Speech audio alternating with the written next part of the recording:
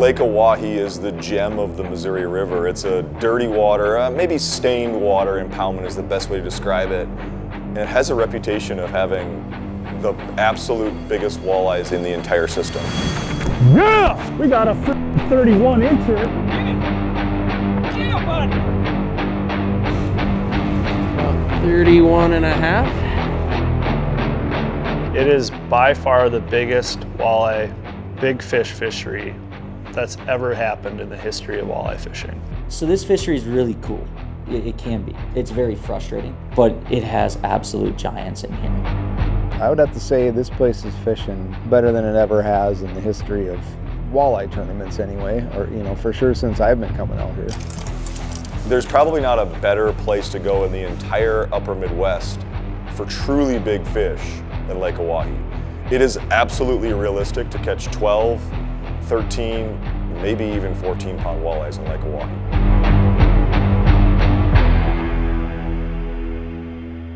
Hey Google, what is the main forage in Lake Oahe? Primary forage species in Lake Oahe are rainbow smelt, gizzard shad, and cisco, lake herring. Smelt and cisco provide the main cold water food source for salmon and trophy walleye, while stocked gizzard shad serve as a critical food source for smaller sport fish. The fish I'm around are giant. I mean, there's absolutely giants on there, and I can get them to chase. Today I got them to eat. I caught fish today on baits that big. I was catching them on musky baits, or I hooked them on musky baits yesterday. I've been throwing all sorts of crazy stuff. All the traditional stuff hasn't been working for me. So if I throw all the weird stuff that I brought over from Europe, all of it's caught fish so far. The most obnoxious baits catch fish. They won't eat a crawler. I'm really not happy about it. So I'm gonna have like 32 rods rigged up for this tournament. So you're gonna get a lot of rigging footage. Do you even have 32 rods? Do I even have 32 rods? Do you know who you're speaking to? Of course I have 32 rods. Alright, Lake Oahe. I've been waiting to come here ever since we started filming. Yeah, what do you think? Well, I don't think it showed out its full potential. No, Lake Oahe definitely didn't show out, but that's only because of the weather. Otherwise, it would have. The expectations for this tournament are sky high. A lot of people have circled this event as like, this is the premier big fish tournament. We get to catch 12, 13, 14-pound walleyes and not have to battle the Great Lakes. Like, there's so much excitement around this tournament. Everyone, I mean, I think this was the highlight of the tour this year was Lake Oahe. Everyone gets to come here, catch some big fish, but it kind of slapped everyone in the face when they got here and it was like, whoa. Might as well go fishing. Oh man, it is not warm out. It's like borderline freezing. Well, it's 2026, so it's the National Windy Tour, and it was still winter there. I think I've gone deaf this year. People are talking to me, I'm like, what? Last night I woke up like, because I wasn't, hearing the wind. The wind's blowing out of the south almost every single day. Like, some of the days, like 40-mile-an-hour winds. Yeah, like I'm literally just tired of the wind. Time progresses, which is either like time or warming water, or a combination of both, would prime the system for like the ultimate, shootout.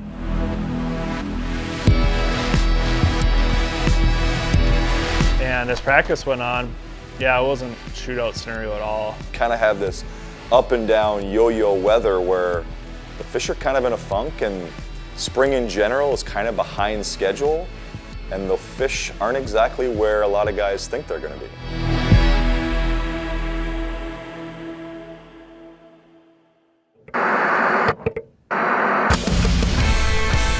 Dylan Nussbaum is on fire. He finished second at the Lake Erie NWT, but he also brought in the single heaviest 5-fish bag over the 2 days of the tournament, 48 pounds, 3 ounces, which is something like a 9.64 pound average on 5 fish. Unbelievable. But then the very next day, he jumped into this Detroit River Derby, the Michigan Walleye Tour event. No live bait allowed. Got himself a 4th place. And now he just took home the W. He won the Lake Erie Walleye Trail event out of Huron, Ohio. Just stacked up another 5 for over 43 pounds. Holy freaking momentum. Welcome to Level Gold. Yeah, excited to be here.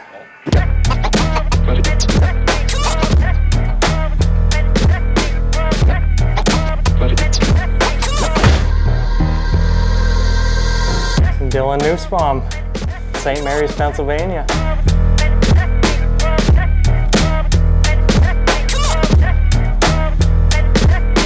Yeah, a long way away from here, that's for sure. Pennsylvania is a place that isn't really known for walleye fishing other than Lake Erie. But yeah, no, walleye fishing isn't a big thing around us. And today it's gonna blow 30 out of the north. Yeah, that's not cool at all. No. It's like horrible out here, isn't it? No, it's so terrible. Like trying to find, there's just like a game plan for this, and it's just not clicking. Like the conditions are just crazy at this event.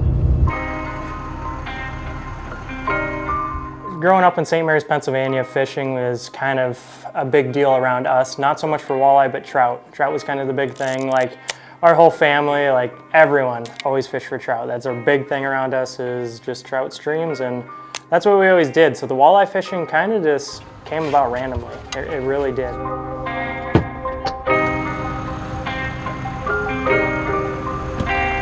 And my dad and I just kind of randomly got into walleye fishing out there when I was 10 years old.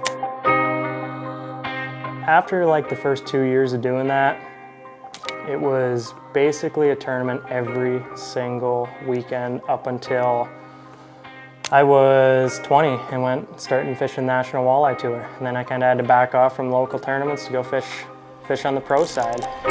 The inaugural 2018 Walleye champion, Dylan Nussbaum.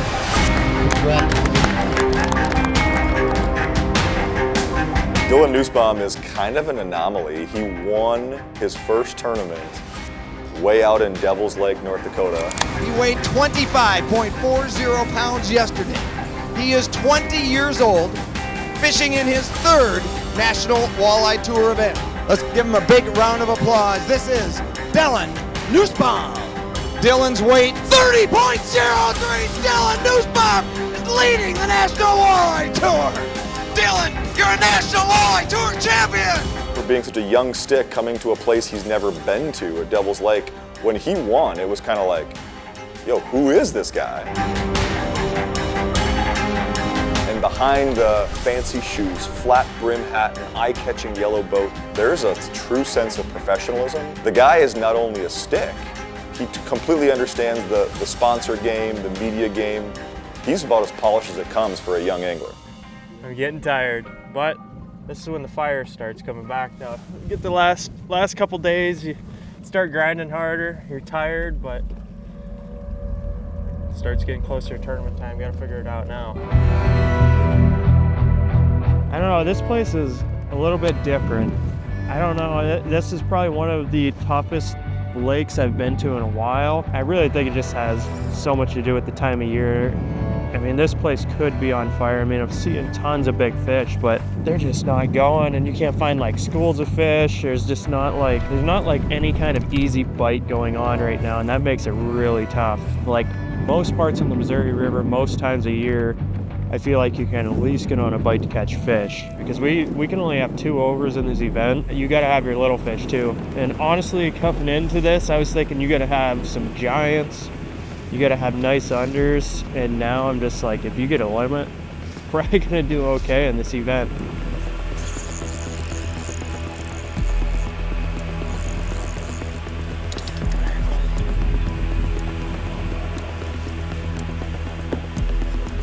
Perfect under. We got a tournament boat right behind us.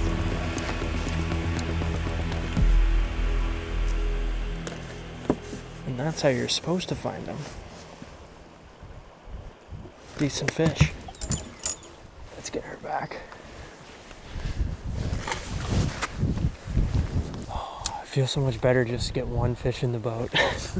Man, that's like literally how they're supposed to bite. Like just sitting so perfect, drop it by them, and just like actually eat it.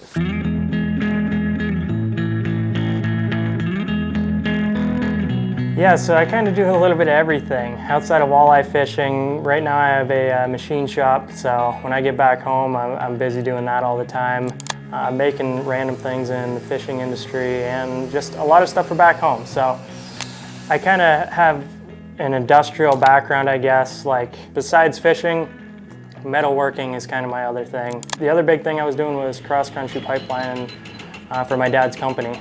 I was on the travel crew for like 4 or 5 years, and when we found out we were having a little girl, I had to make a call somewhere. I couldn't be gone fishing all summer long and be gone all winter long, so.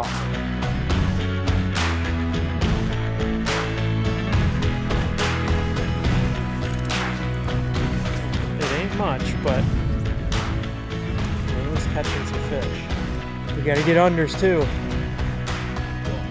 This sucks. This is not fun by any means. We're just gonna do a little troll pass. I know, right? That doesn't even sound right, but you gotta do what you gotta do. I'm gonna bust out the 14 footers, bust out some lead core. Yeah, during a cold front this bad, back home it's actually one of like the best ways to catch walleyes when a cold front this bad comes through.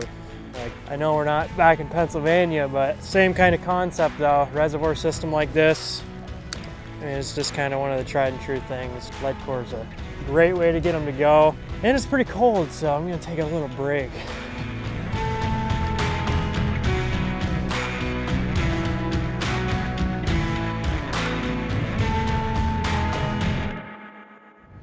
It's always a grind. Everyone talks about Oahe. Oh, Oahe, all these big fish. Yeah, it's got big fish, but I really don't see the hype around it. I said it. I said it. I will give you this. It is rewarding when you get it figured out. It's very rewarding.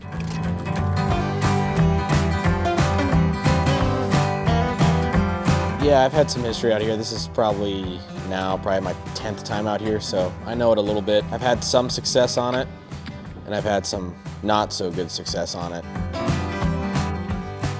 But coming into this tournament, I thought I was going to do pretty good, honestly, with it being a reservoir, a Missouri River system.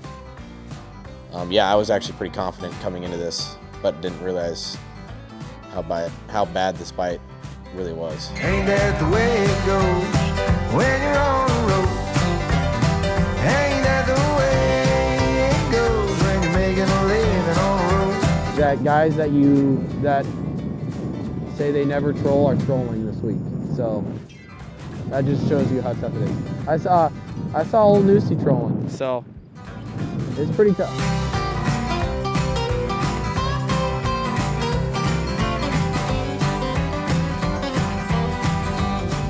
Oh my God! We got our first bite. I want to catch a fish for you guys. Jeez. Come here. Look at that chubby little thing. Oh yeah. Beautiful under. Gonna need 3 of these. Look at that cute little guy. We did it. We did it.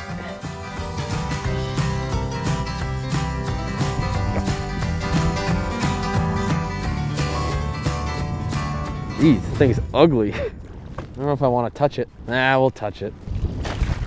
Ugh. How long do you think it is? Oh, that looks, that is an old, ugly fish.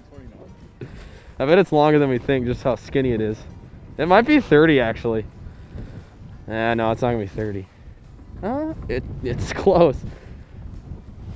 Let's see what we can do here. I mean, it's pretty much 30. 6'10". 30-inch, 6'10". Releasing this monster. Hopefully we get one a little bit fatter than this on game day.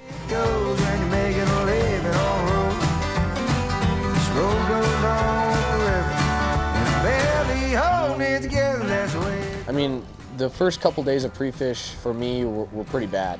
I know I zeroed one day, I didn't catch a single fish. But then, I mean, you guys saw, by the end of it, I had the bigs figured out pretty well, and they were coming pretty consistently. Hi, JJ. I got one. a big one. So I was very confident with being able to get my two bigs, even in the wind, because, I mean, practice was windy. So I wasn't worried about that at all. 31 and a half. 9 and a half.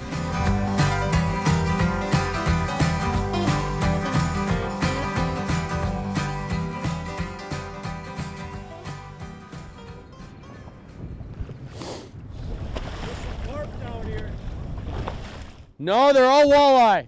They just won't bite. They're all walleye. I bet they are. I'm starting to wonder. I know, right? Just catch a big one by him, huh?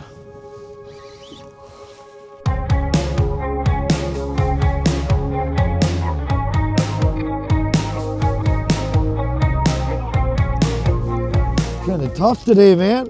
The wind never gives up. Cold front, all the fun stuff. This year's been just a challenge with the weather.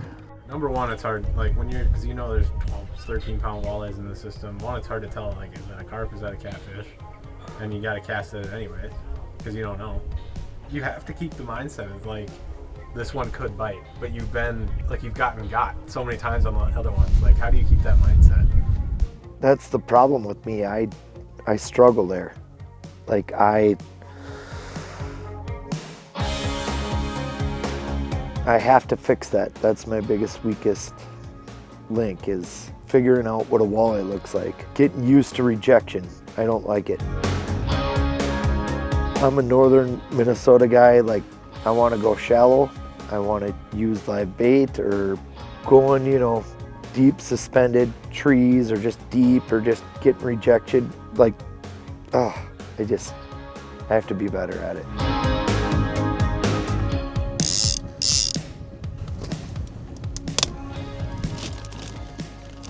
When in doubt, pull the trolling rods out. This is brutal today. This whole week has been kind of a challenge. I just think we're a little too early out here. The week we leave is when this place is gonna fire up. But that's what also makes for a good, challenging tournament. There's enough fish biting. It's just not gangbusters.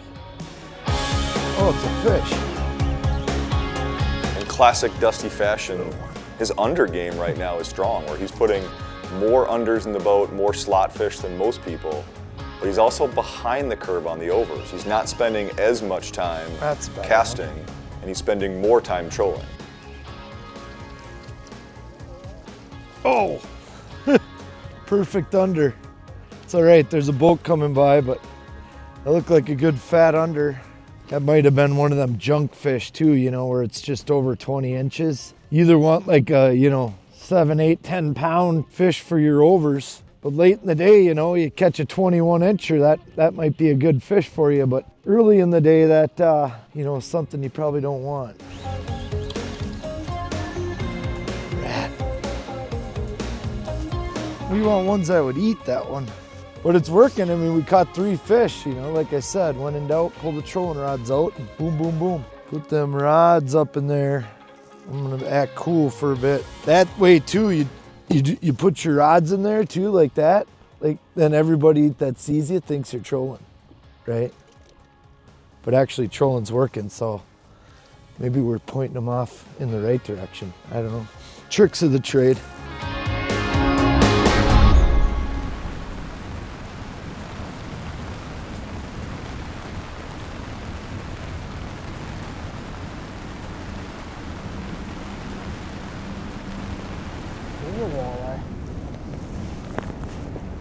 I was not expecting that at all.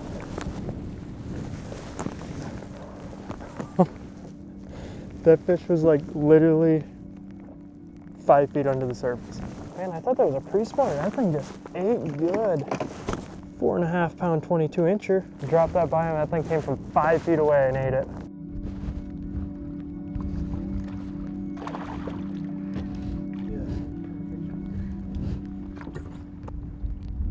I don't think it could get much closer than that. 19 and 15 and 16s. Definitely went through like that one.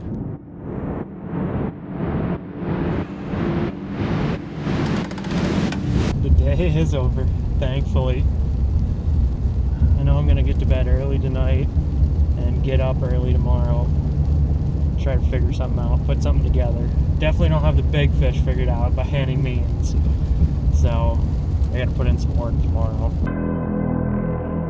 What's fascinating and maddening, if you're the fisherman staring at the screen, is how many big fish these guys are marking in practice, and then they're being turned away time and time again. It's driving people crazy.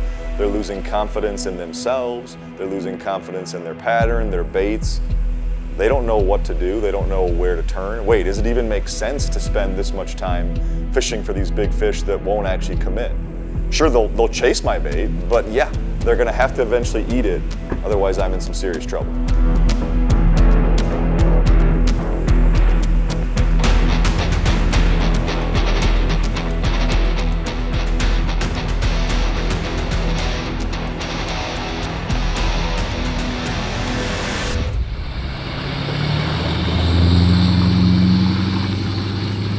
I've been probably the lowest I've been in quite a few years.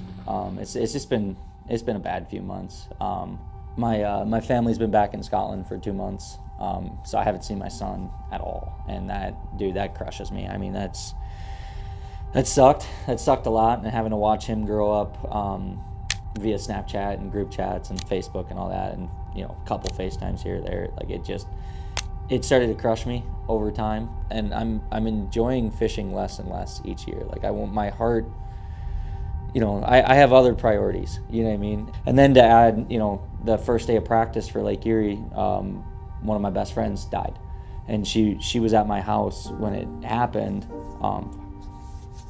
It's tough to talk about, but she came to watch my dogs, and she was watching my dogs for me, and she went out to go get some food. And she was coming back from getting food, and I was actually backing into my Airbnb in Erie, and it was dark. I couldn't see my driveway, and so I told her, I said, "Hey, let me call you right back." And we hung up at 11:43, and she died at 11:45. 5:34, first alert into our newsroom overnight from Fond du Lac County. A woman is dead after her pickup truck crashed in Ashford. The 30-year-old Waukesha woman driving the truck died at the scene. That intersection was closed for about 3 hours. This has been weighing on him heavily. He takes some responsibility for it, which he really shouldn't. But Max, those that don't know Max well don't understand what an empathetic character he is. So when we see him crash out during tournaments, when we see him have all this frustration. I'm done. We're moving. I'm not doing this anymore. I don't understand anymore. It's a culmination of things. It's not just one instance, and practice has been tough, and he's still in kind of a rough place right now.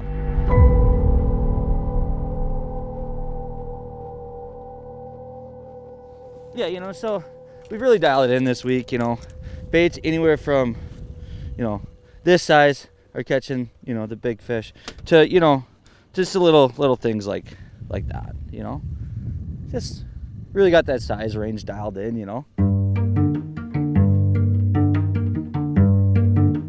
Coming into this event, it was that pressure of, you got to do good, you got to stay in it for AOY, this, that, the other.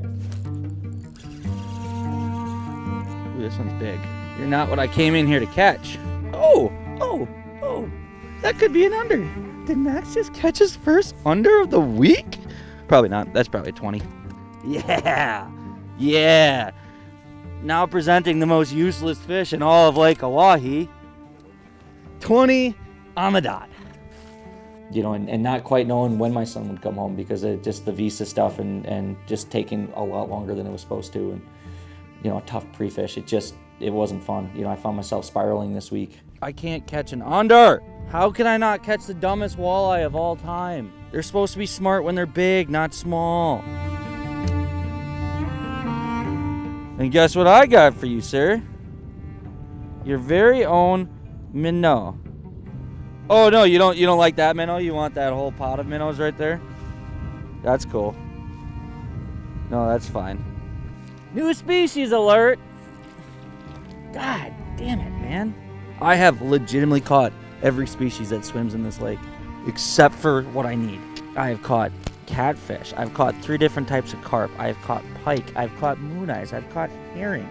I've caught smallmouth. I have caught legitimately any and everything. Oh, catfish too. Lots of catfish. I caught a paddlefish on accident.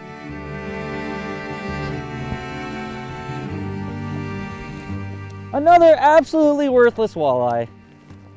Worthless walleye Wednesday, boys. 21 inches. You know, it sounds funny, right? Like, it sounds like, oh, Max, sob story. But, like, I was honestly at the point where if it wasn't for qualification for next year, I would have said, you know what? I'm not mentally all there right now. Like, I need to step back and figure stuff out. You know, it's been a rough couple months, you know, and to try and not let that seep into your work is difficult. And, you know, it's also difficult having a camera on you at all times and a lot of people judging every little thing when they don't really know the whole story. Have you ever ran up to a hamburger and fake bit it and ran away? Adam? No. Yeah. Not personally. Why would fish do that?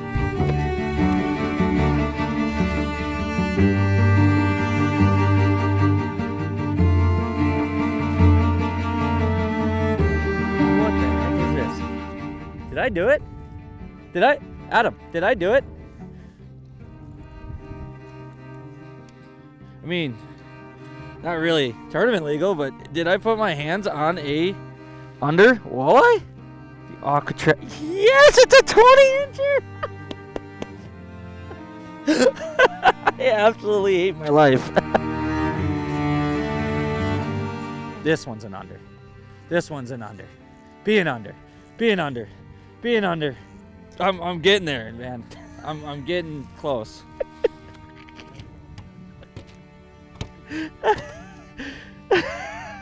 Why is every fish 20 inches?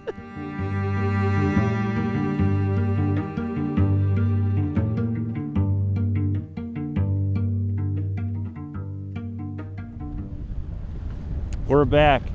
Welcome back to Tour Level Gold. We're on Lake Oahe and it feels like March. Walleyes have been decreasingly friendly as the practice has gone on. And I didn't even think of it that way until a guy at the lodge told me, he's like, yeah, it's gotten worse and worse. And I was like, oh, now that I think about it, yeah. I've only caught one over in the last 3 days.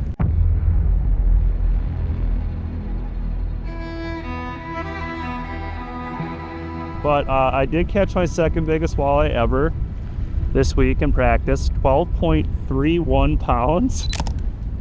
Pretty amazing.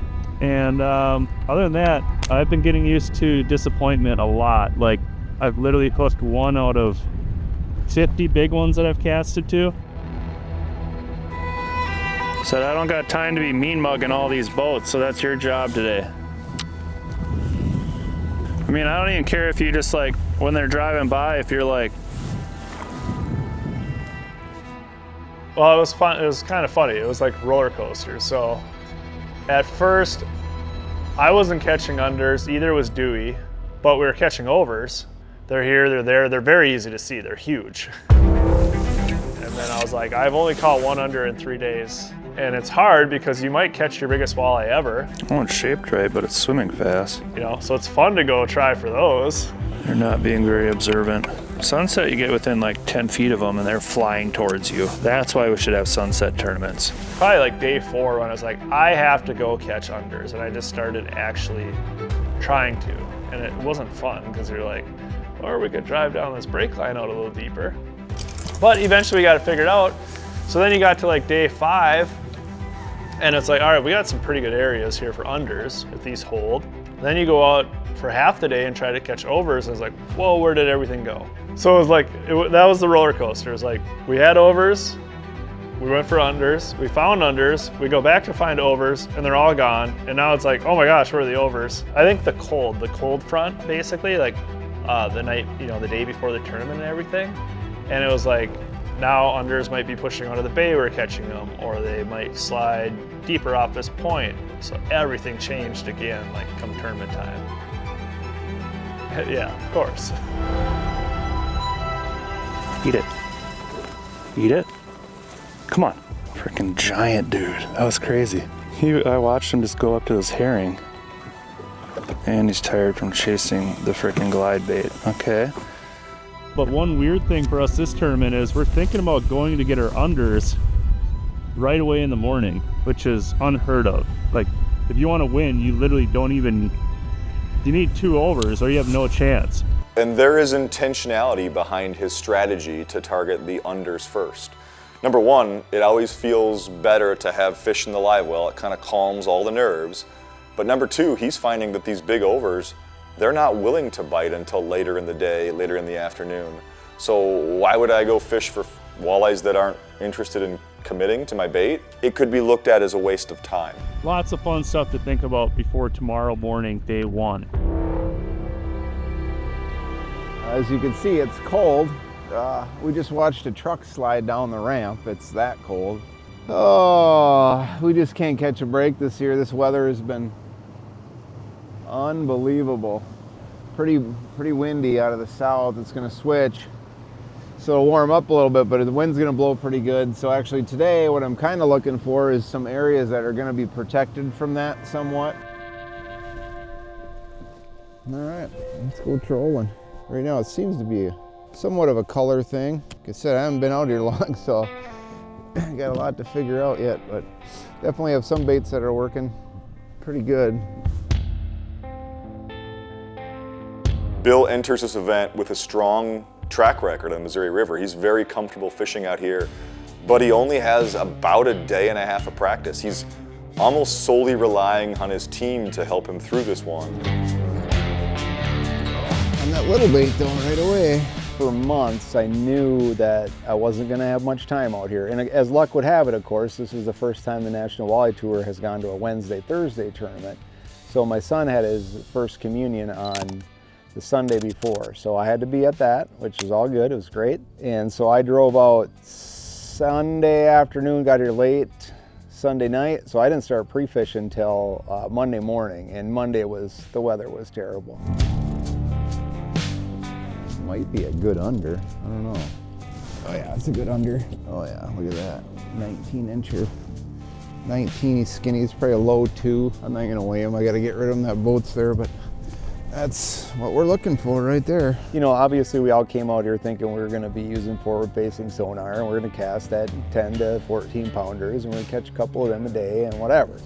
I'm probably the only one on tour level gold that even has a kicker motor yet, I bet. Bill decides to go old school and pick up the trolling rods, and I kind of thought, you know what, you can catch the right fish trolling. And so I didn't have much time to figure anything out. I said, I kind of went all in on it basically. It's a perch. You're a good eater. Oh, there's one, another one. That's a little better one. A solid one anyway. Had that lure sideways, but yeah, that's a nice fat one. 17 probably, a 16 and a half. And then my scale decides to die on me. We'll just guess. Very close to 2. All right. And he's feeling pretty good about himself heading into the tournament, especially considering the short time frame.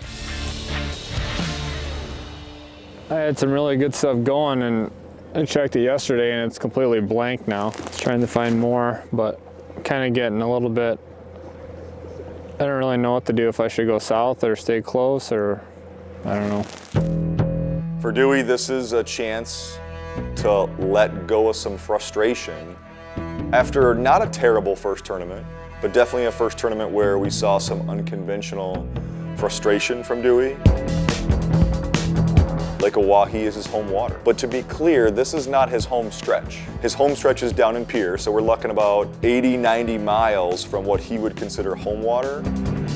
But the structure and the way the fish use the structure is setting up pretty darn similarly. We're gonna go a little bit further here, and then we're gonna run down river and check a couple of my areas that I have history in, and usually some big ones down there. The problem with it is that if we get a 30-mile-an-hour wind, like, it's gonna be right in the heat of it.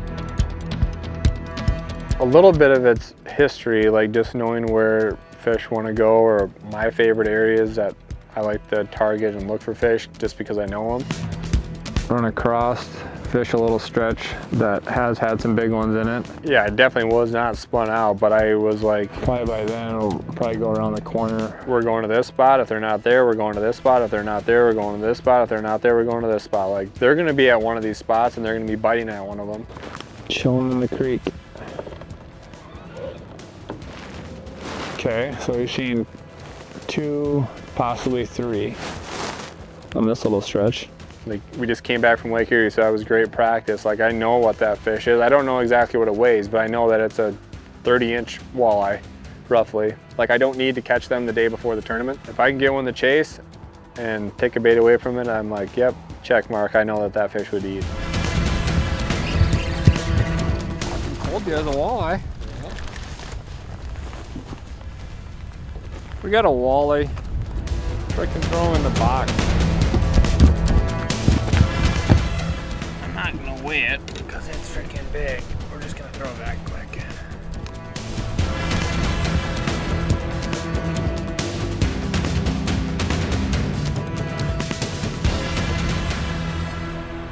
That is it for practice.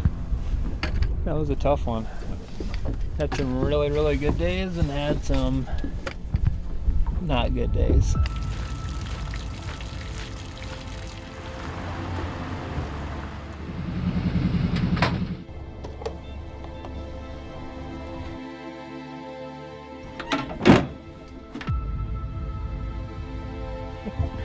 Hope my co-angler knows where to go tomorrow.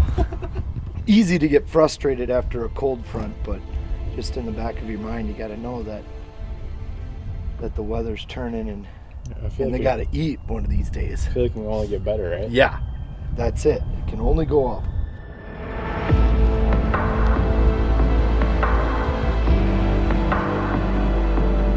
I want to welcome all of you here to Bow Bridge, South Dakota, and Lake Oahe, second event of the 2026 National Walleye Tour season, presented by Progressive. 160 boats for this event. It's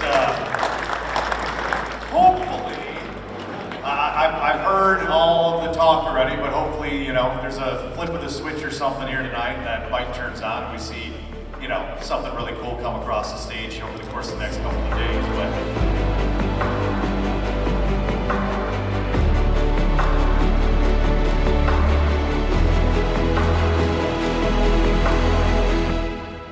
Just staying close? For the morning. Yeah. For the morning. And then, I don't know. And now I'm rigging up trolling rods and bottom bouncers. That's even worse. So, yeah, there's gonna be some things happening tomorrow. Pretty much all of my teammates have caught a big fish trolling, actually multiple big fish trolling. And big fish are just so spread out right now. Like, I'm probably gonna try it tomorrow. I mean, it's not like set in stone by any means, but I'm gonna have everything rigged for it and definitely go for it. But I'm definitely gonna be pulling some spinners in the morning though. I'm gonna try to get some unders really quick. I think I'm at 11 top 10s and checks cashed. I'm not even sure now. Like, checks cashed in a row, a streak of 10 going. Like, man, I can get the checks cashed, but like not having a win is just like making me think like, what am I doing? Like, what do I got to change? Like, I don't know. Like, not having a win is just eating me up like big time. Like, I mean, I got so many 2nd to 5th place finishes and I just can't seal the deal. I need something to click. Like, I just watched something, Jacob Wheeler had a video on and he's like, you just have to know when to push all in. He feels like ever since that big eye-opening victory in 2018, he hasn't had that next notch. He hasn't won Angler of the Year. And he's kind of playing the card of, I'm not quite satisfied, I want to get to the next level. Here's his chance. And I'm thinking like, how many moments have I actually had where I could push all my chips in and it just, there's not many in this game.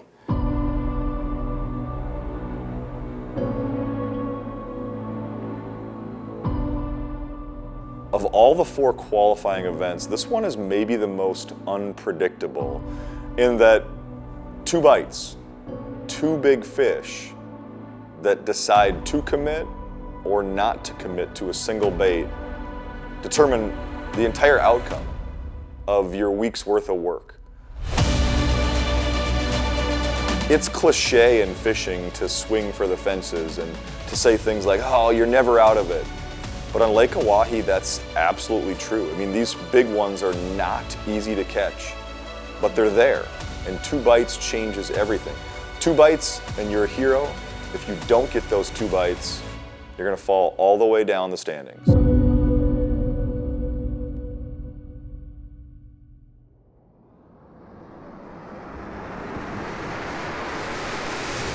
What's up, guys? Let's talk DQ. Oh my God. That's my PB. Holy. Will take over the top spot with 28 pounds even. He came up to me and told me straight up, John, I looked over the rule, I thought about it, and I have to disqualify your day 1 weight.